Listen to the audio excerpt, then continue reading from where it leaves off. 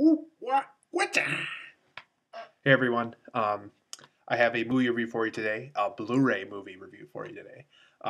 It's called Enter the Dragon. It's Bruce Lee's all-time best movie. Um, I reviewed Dragon, the Bruce Lee story earlier, way earlier. Um, Bruce Lee is, to this day, one of the best martial artists to ever live. And he had a very, very short life. But before he died, he made easily his best movie ever. It's the film in the U.S. that made him famous also. It's called Enter the Dragon. Um, Enter the Dragon is the story of a man who.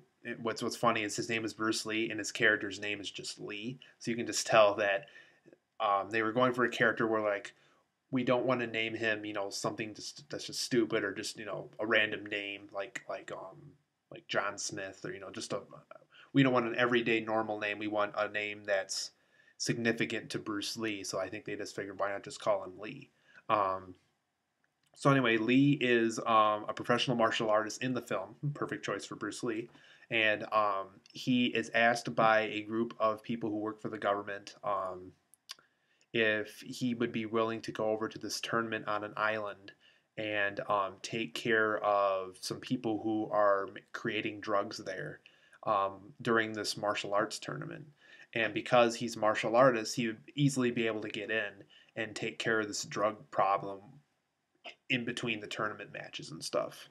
Um, so he accepts the job. You find out later in the film too that the villain of the film killed his sister and I think some other family members of his. So he has another reason why to go to this island and take care of this problem. Um, while there, he encounters a lot of some of the toughest people he's ever had to fight in his life. Um, John Saxon from if any of you have ever seen Nightmare on Elm Street, this man right here with the brown hair, he plays the father in the original Nightmare on Elm Street. He is in this film as one of the martial artists. Another, some of you might know him. Some of you who are like my age probably won't know him, but a lot of you who were around in the 70s and 80s, Black Belt Jones is in this. He's been in a lot of martial art films as well. Um, Another thing to note too is this is actually one of Jackie Chan's very first movies. A lot of you are like, well, you're probably just saying that, but he actually plays a cameo role during one of the fight scenes. And I know it's Jackie Chan. If you look up on his Wikipedia page or any of his biography pages, it will say that he is like makes a cameo appearance in Enter the Dragon. Um, there's a scene where Bruce Lee is holding somebody like by the hair, and I think he kicks him out of the way or something. That's Jackie Chan as a young man. That was one of his very first movie roles.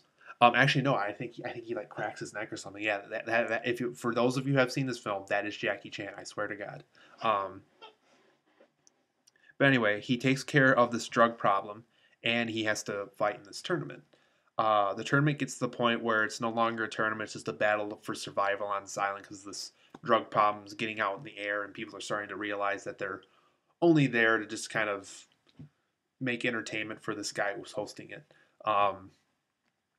So it turns out near the end of the film, Bruce Lee fights this guy who's hosting the tournament, and you'll notice that he only has one hand, and like his other hand is like something like this. Like you never really see his hand.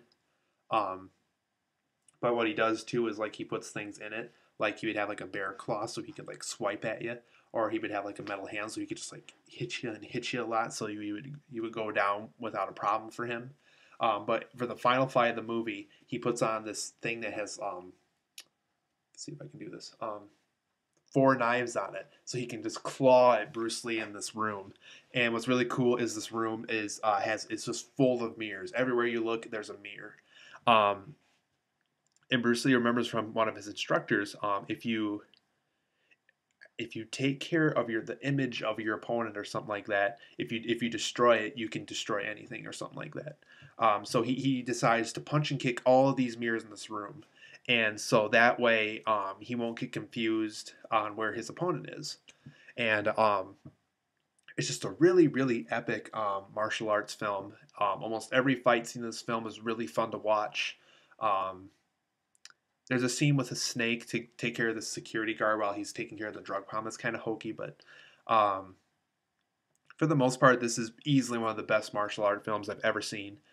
Yes, it's even better than The Karate Kid, for those of you who have seen that. Um, it's just a really well balanced story. It's just a really, really well written story. Um, and I think Bruce Lee was working on a film over in China when he was first offered this role. They said this will be your big hit in America. This is what happens in Dragon the Bruce Lee story. They even show this scene.